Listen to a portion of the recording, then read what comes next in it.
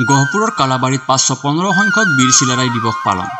ভাৰতীয় জনতা পাৰ্টি বিশ্বনাথ জিলা কমিটিৰ উদ্যোগত কলাবাৰীত অনুষ্ঠিত হয় দিৱসটি। সকলোৱে বীৰ চিলাৰায়ক শ্ৰদ্ধাঞ্জলি জনায়। সভাত বিশ্বনাথ আৰু বিহালী বিধানসভা সমষ্টিৰ বিধায়ক ক্ৰমে প্ৰমোদ বৰঠাকুৰ আৰু দিগন্ত খটুৱাল উপস্থিত থাকে। কেইবাজনো সাহিত্যিক আৰু কোচ ৰাজবংশী সন্মিলনৰ কৰ্মী আৰু মুক্তযোদ্ধাক সম্বৰ্ধনা জনায়।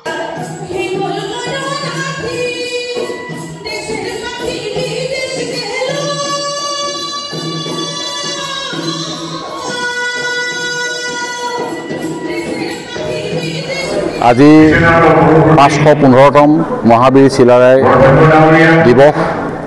এই দিৱস আমি আজি ভাৰতীয় জনতা পাৰ্টিৰ ৰাজ্যিক সমিতি জিলা সমিতিৰ নিৰ্দেশ মৰ্মে আমি বিশ্বনাথ ডিষ্ট্ৰিক্টত কৰিবলগীয়া আছিল যদিও আমাৰ বিশ্বনাথ জিলা সমিতি আমাৰ গহপুৰ সমষ্টিটো মনস্থ কৰিলে আৰু এই গহপুৰ সমষ্টিতে আজি আমি 515তম বীৰ চিলাৰায় শ্বহীদ দিৱসটো আমি উদযাপন কৰিছোঁ।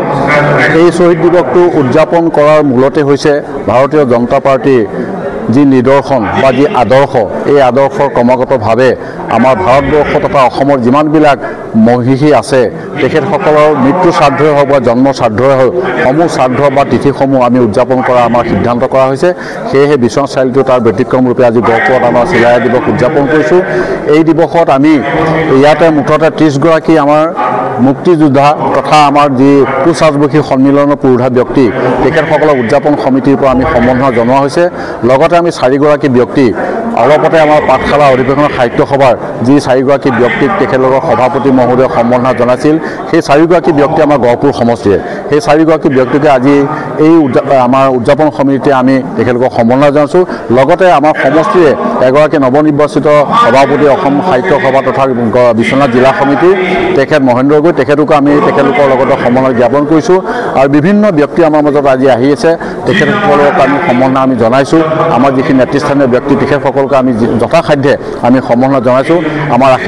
আশা ৰাখিছোঁ আজি উদযাপন সমিতিৰ যি আদৰ্শ বা বীৰ চিলাৰায়ৰ যি আদৰ্শ, এই আদৰ্শ সমাগত কৰি আমি জাতি জনগোষ্ঠী সকলো মিলি যাতে গহপুৰখনক আগুৱাই লৈ যাব পাৰোঁ, অসমখনক আগুৱাই লৈ যাব, তাৰ কাৰণে আমি প্ৰয়াস কৰিছোঁ।